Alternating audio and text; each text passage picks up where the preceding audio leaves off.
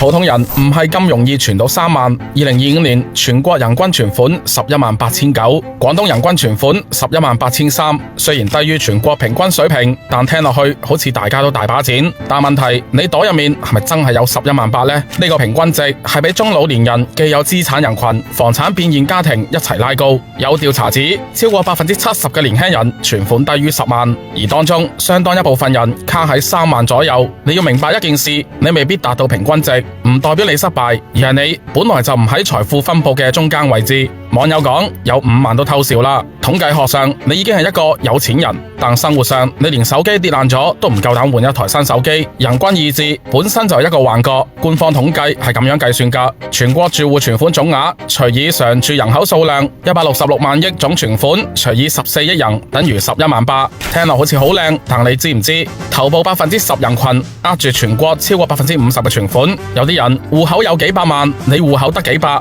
但平均一計，大家都有11萬。張三有4棟樓，李四冇瓦遮頭，平均計下，每個人都有2棟樓。呢一種人均數值好似諷刺多過安慰。2025年新浪財經調研指，超過70%嘅年輕人，即係90後、95後、00後，存款不足10萬，其中接近一半嘅人存款喺3萬左右。網友 A 講：我28歲，月薪7000，交完房租，仲要孝敬屋企人，仲邊有能力存錢？網友 B 講：我冇負債，已經係身邊朋友之中最富有嘅嗰一個。網友 C 話：戶口長期維持喺2000左右，心態都已經練到佛系。小編想同你講，你依家存到3萬現金已經好叻噶啦，唔係你廢，係現實真係咁殘酷。假設你月薪稅後到手8000，已經唔算低啦。房租水電2000，一日3餐2000，通勤交通500，電話費加寬帶費加社交開支800，孝敬屋企人2000，月尾淨存款大約500到700。咁樣計，你要存夠3萬，起碼要42個月，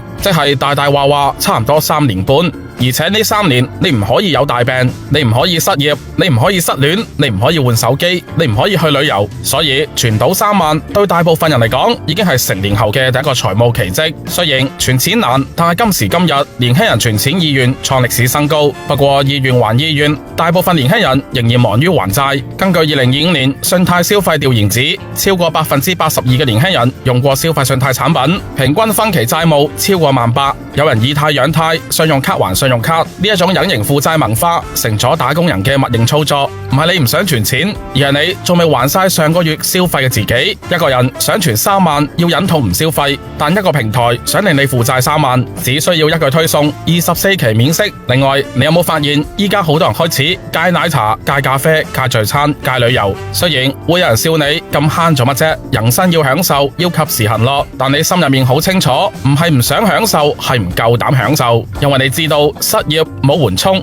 病咗要自己頂，轉工有空窗期，家庭一有事你就要頂硬上。講到最尾，存唔到3萬，唔係你唔努力，亦唔係你冇價值，而係你身處嘅階段本嚟就唔容易。國家整體存款喺度增長，社會安全網逐步完善，年輕人嘅選擇亦都比以前多咗好多。你今日選擇存錢，你願意為自己留一條後路，正正說明你已經開始學識喺唔確定入面穩穩陣陣行自己嘅路。時代會繼續向前，機會會慢慢出現，而你手上嘅每一筆錢都係你對未來最樸素但最有力量嘅信心。